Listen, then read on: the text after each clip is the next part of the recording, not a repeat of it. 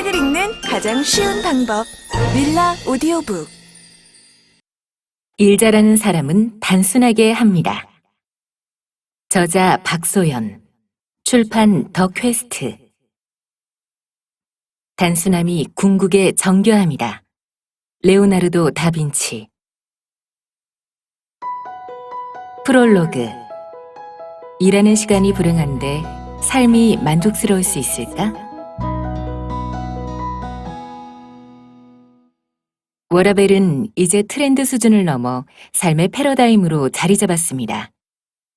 월급은 좀 덜 받더라도, 승진이 좀 늦더라도 자기의 호흡에 맞춰 하고 싶은 일을 하는 삶을 꿈꾸는 사람이 늘고 있습니다. 예전 같으면 이런 사람들은 철없는 소리하는 아웃라이어 취급을 받았지만 이제는 다수가 되었습니다. 좋은 현상이라고 생각합니다. 그동안 우리나라는 지치도록 일해서 기진맥진한 조금의 여유도 없는 직장인들로 가득가득했으니까요. 그런데 요즘 넘쳐나는 워라밸 담론을 보며 멈칫하게 되는 점은 모두 퇴근 이후의 삶에 대해서만 다루고 있다는 점입니다. 퇴근 이후에 요리를 배우고, 운동하고, 좋아하는 영화나 공연을 보러 가고, 또는 누구의 간섭도 없이 소파에 누워 편안하게 쉬는 방식에 관한 얘기로 가득하죠. 물론 사랑하는 가족과 함께 시간을 보내는 것도 빼놓을 수 없지요. 그런데 문제는 직장인들은 살면서 적어도 주중 매일 9시간 이상을 퇴근 전에 사용한다는 겁니다. 아침에 일어나 준비하는 시간과 출퇴근 이동 시간까지 합치면 11시간 이상이죠. 11시간은 어마어마한 시간입니다. 수면의 7시간을 쓴다고 가정하면 깨어있는 시간의 65%에 해당하니까요. 하루의 대부분을 차지하는 일하는 시간이 괴로워 죽을 지경인데 삶에 만족하며 산다는 게 가능할까? 회사에서의 시간이 끔찍하다면 퇴근 후 2시간의 취미 생활이 아무리 만족스럽다 한들 삶은 여전히 고단할 수밖에 없습니다. 올리는 기획안은 모조리 반려되고 고작 5페이지 분량의 보고서는 팀장에게 난도질을 당하는 하루를 상상해 보세요. 후배 직원에게 몇 번이나 강조했는데도 엉뚱한 결과물을 가져와서 처음부터 다시 해야 한다면요? 좋게 말해도 꼬아서 듣는 이상한 직장 동료는 걸핏하면 회사 휴게실에서 내 흉을 보고 있다면 어떨까요? 그런 상황에서 퇴근 후 독서 토론이, 요가 수업이, 전시회 관람이 아무리 만족스러운들 무슨 소용이겠어요? 일은 시지프스 왕의 형벌인 절벽 위에 바위 올리기처럼 오직 고통과 괴로움으로 가득한 것일까요? 일하는 시간은 고통스러운 채로 내버려 두고 다른 곳에서 행복을 찾으며 살기에는 일하는 시간이 너무나 깁니다. 회사 나가는 것이 두근거리지는 않더라도 아침마다 세면대에 머리 박으며 괴로워해서야 되겠습니까? 그러니 우리는 퇴근 후의 시간을 재미있게 보내는 계획만큼 퇴근 전의 시간을 제대로 쓰는 방법에 대해서도 알아야 합니다. 일과 삶, 두 영역 모두 우리의 삶을 꽉 차게 채우고 있으니까요. 일을 이상하게 많이 하는 사람들이 있습니다. 달걀을 한 바구니에 담지 말라. 투자 법칙의 불문율 같은 조언입니다.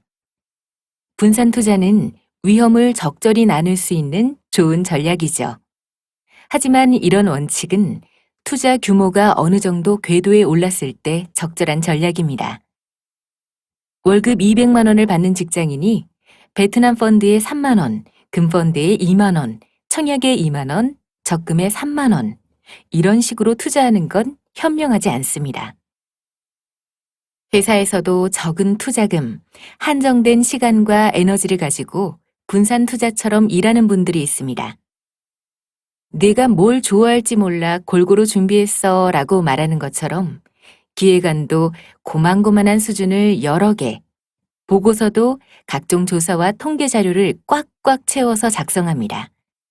늘 업무량이 많을 수밖에 없죠. 이런 분들이 리더가 되면 직원은 괴롭습니다. 혹시 몰라 온갖 자료와 정보를 준비해서 펼쳐 보입니다. 이 자료의 홍수 더미 속에서 상대방이 그럭저럭 방향에 맞는 걸 골라 잡으면 그에 맞춰서 다시 프로젝트와 자료를 전면 수정합니다. 여러 버전이 있더라도 결국 채택되는 기획은 하나이며 보고서도 하나입니다. 그런데 B급 프로젝트를 100개 주는 게 무슨 소용이겠어요. 제대로 된 하나를 주는 게 훨씬 낫습니다. 그저 그런 100가지를 만들 시간에 똘똘한 하나에 집중하는 게 훨씬 현명합니다. 하지만 제대로 된 하나를 만드는 건 용기가 필요한 일입니다. 불확실성에 뛰어드는 행동이죠. 100개를 가져가면 클라이언트의 요구와 유사한 프로젝트가 기대보다 수준은 떨어지겠지만 하나라도 있을 가능성이 큽니다. 게다가 100개를 만든 걸 보면 측은지심이 생겨서 싫은 소리를 하려다가도 한 번쯤은 참을 수도 있습니다. 하지만 한 개는 기립박수를 받을 수도 전면 재검토라는 진단을 받을 수도 있습니다. 불확실성에 관한 초조함은 업무량을 늘리도록 다그칩니다. 이게 성공할지 저게 성공할지 치열하게 고민하는 것보다는 자신과 남을 다그쳐서 고만고만한 양을 늘리는 게 사실 더 쉽거든요. 한국의 직장 문화에서는 이런 현상이 유독 더 심한 편입니다. 국가 간의 문화 차이 비교로 유명한 네덜란드 학자 호프스테드가 조사한 바에 따르면 한국의 불확실성 회피 성향은 조사된 세계 74개국 중 23위였다고 합니다. 이런 성향이 업무에 그대로 드러나는 거죠. 문제는 이렇게 해서 늘린 많은 업무량이 노고로 여겨지는 경우는 거의 없다는 겁니다. 오히려 어수선한 업무로 취급되죠. 경영진이든 클라이언트든 후배 직원들에게든 말이에요. 유독 일 잘하는 사람들이 있습니다. 엄두가 안 나는 복잡한 일도 그들에게 가면 손쉽게 바뀝니다. 올해 또는 내년에 무슨 일을 해야 하는지 정확히 알고 있고 처리하는 프로젝트마다 성과가 높아서 동료에게 부러움의 대상입니다. 상사와 이야기할 때도 긴장감 없이 편안합니다. 중간에 언성이 높아지는 일도 거의 없죠. 보고서는 기껏해야 한 장이나 길어야 10장으로 써가는데 무슨 마법인지 손쉽게 통과가 됩니다. 이런 사람들이 일하는 방식은 어떨까요? 저는 운 좋게도 소위 일 잘하기로 유명한 상위 0.1% 수백 명과 일해왔습니다. 회장과 경영진, 그리고 동기 99%를 제치고 올라온 임원이 어떻게 일을 처리하는지, 국가 정책을 만드는 정부, 국회, 청와대 등의 직원이 어떻게 수많은 프로젝트를 기획하고 실행하는지 지켜보면서 한 가지 공통점을 발견했습니다. 일 잘하는 사람들은 단순하게 합니다. 정말 속이 시원할 정도로 명쾌합니다.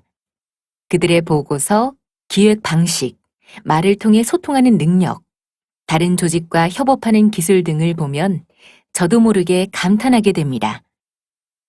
아무리 어려워 보이는 일도 그들은 전체적인 조감도를 갖고 일을 쪼개어 진행해 나가는데 상황에 휘둘리지 않고 침착하게 하나씩 완성합니다. 이 책은 일 잘하는 사람들, 특히 효율적으로 일하면서 인생을 즐기는 사람들의 노하우를 소개합니다. 일에서 의미를 찾고 열정을 태우는 직장인이든 퇴근 이후의 삶을 소중하게 꾸리고 싶은 직장인이든 모두 일을 잘하고 싶다는 바람만큼은 공통적으로 갖고 있습니다. 이 모두의 니즈를 담아 우리들 직장 생활의 가장 대표적인 4가지 영역에서 단순하게 일 잘하는 방법을 소개하려 합니다. 많은 직장인의 애증의 대상이며 우리가 가장 많은 에너지를 소진하는 영역이기도 합니다. 첫째, 크고 작은 단위로 쪼개진 프로젝트 기획. 둘째, 보고서, 보도자료, 제안서와 같은 글쓰기. 셋째, 보고, 발표, 소통과 같은 말하기. 넷째, 동료와의 관계입니다. 지금까지 우리를 지치고 기진맥진하게 만든 방식은 이렇습니다. 불안해서 바쁘게 삽니다. 이것저것 하면서요. 지금부터는 가장 중요한 것에 집중할 에너지를 만들기 위해 복잡한 것들을 걷어내는 연습을 시작하겠습니다. 기획도, 글도, 말도, 관계도 단순하게. Stay simple, accomplish more. 윌라 오디오북